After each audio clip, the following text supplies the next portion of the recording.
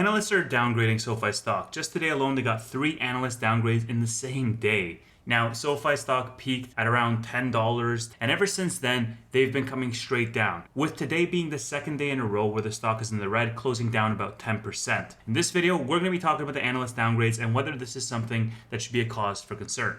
Since my last video last week, SoFi got an analyst upgrade. Actually, BTIG analyst Lance Jesse-Run initiated coverage on the stock with a buy rating and a price target of $14, calling SoFi their top pick in the fintech space. And at this time, SoFi was still on a high leading into the Fed meeting. SoFi peaked at around $10.20, crossing the double digits, but being unable to hold that price because of the Fed meeting. We knew that the Fed meeting was a key catalyst. In my previous video, I talked about how the Fed has essentially the ability to make or break this entire rally on the macro perspective, and how I thought a pullback here for SoFi would actually be a healthy thing. And now we're getting that pullback finally, partially because of the Fed. On Wednesday, the Fed came out saying they're going to be pausing their rate hikes, which is what the market was expecting, but they also said that they could be raising twice more before the end of the year. And this, I think, took many investors by surprise and created more uncertainty in the market. Brad Friedman in a tweet also highlighted an interesting point, saying that it's interesting to note that now the Fed expects a 4.1% unemployment rate by year's end.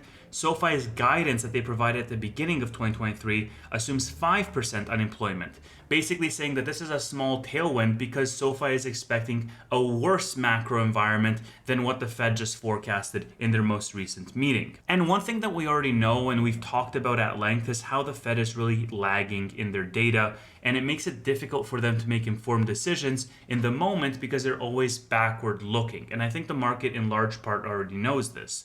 However, the main piece of news is that after peaking above $10 a share and after the Fed meeting on Wednesday, SoFi has just been straight on a downfall for the last 2 days. One of the reasons we discussed is a macro reason, right? It's because of the Fed meeting has tapered the rally, has introduced more uncertainty into the market as a whole, and a lot of the stocks that were running last week are now seeming to be in more choppy territories. The second reason is SoFi specific, and this is really analyst downgrades. Earlier today, Oppenheimer dropped the stock to a hold rating with a $9 price target. Piper Sandler downgraded SoFi to a neutral rating, while at the same time increasing their price target from $6.50 to $8 per share. And Bank of America, finally, the third, downgraded SoFi to a neutral rating from a buy rating, and in fact, again, raised the price target from $9.50 to $10. Now, there's really 2 interesting points that I want to highlight here. First is that all of these analyst price targets came out from different institutions, but they all struck in the same exact day, right after the Fed downturn, which is essentially adding more fuel to the fire. If the market was going to go down from a macro perspective, the downgrades even amplify that rate downwards. This led to a couple of people saying that, these downgrades were a coordinated attack or some type of conspiracy theory to keep the stock price down, or that, there were a lot of shady things going on behind the scenes. At the end of the day, the stock increased over 100% over the last month. So it makes a lot of sense for analysts to be lowering their ratings on the company because SoFi already hit a lot of their price targets already, right?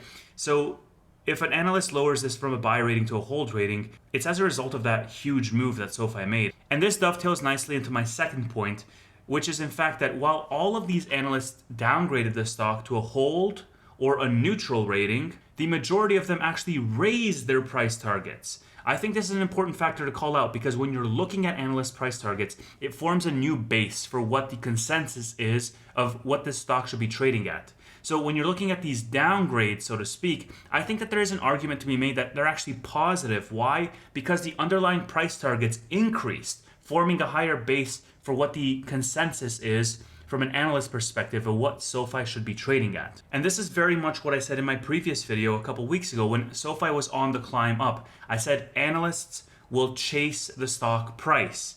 When the stock was running from $4 to $10, everybody was raising their price targets, and analysts will chase the stock price down as well. If for whatever reason SoFi falls down to $4 again, you're going to see some downgrades where the same analysts are going down from $9 to $5 or $4 for their end of year targets. And the reason for this is because if the analysts have a price target that is very, very far away from what the actual stock is trading at, that analyst's reputation is at stake and they have an increased pressure. So these analysts are always incentivized from the personal gain perspective and a personal reputation perspective to follow the stock price, which makes them not a great indicator on the stock. Brad really summarized my thoughts best, saying in a tweet, analysts are downgrading Sofi on valuation and upping the price targets after it ran 100% in a month. This is not market manipulation or shady like I see some calling it. This is normal. Stocks don't just go straight up. Multiples can't just endlessly expand, right? If you think of it from a multiple perspective, Sofi was a $4 billion company in the beginning of May, and all of a sudden now they're, a $9 billion company? That's a big move. So while I could go in depth analyzing the reasons for these different price target changes, I will simply say that in my opinion, it is very comparable to how the Fed is for the macro. This is how I see analysts for stock, as a backwards leading indicator. They analyze the stock price, and after the stock price has made a big move, whether it's up or down, the analyst will then follow that stock price and try to make their price target as close to that stock price as possible. And don't get me wrong, I realize analysts have the potential to amplify a move upward or downward. Analysts have influence over stocks. This is true, but I don't think that we should be paying much attention to it, especially because of such an aggressive move that we've had. This pullback is the most healthy thing, and it's actually a bullish thing in my perspective. The main takeaway here is that the stock ran very hot and is now taking a much deserved breath, which is very healthy, right? Which is going to allow us really some flexibility and stability for the next move upwards. And that next move upwards, I think, can come in a couple weeks, it can come in a couple months, but when it does come, I think that it will pass and sustain this time the double-digit range. Volume has still been massive for Sofi. The stock is trading at record levels of volume, making the stock more volatile than it was a month ago. Options contracts are being traded hands more and more frequently. And from a fundamental perspective, student loans are going to be coming very soon. Sofi actually probably has already broken into the top 100 banks in the US. On March 31st, they were sitting at number 114 in terms of the top banks in the US, and new data comes out on June 30th, which will very likely confirm that Sofi is within the top 100 largest banks. And not to mention that earnings is going to be coming faster than we think, and we're going to have a build-up going into the earnings period, in my opinion. So these analyst downgrades are really not something that I'm too concerned about, especially because we've talked about this last week, that this pullback was a high probability event because stocks do not go just in a straight line upwards, right?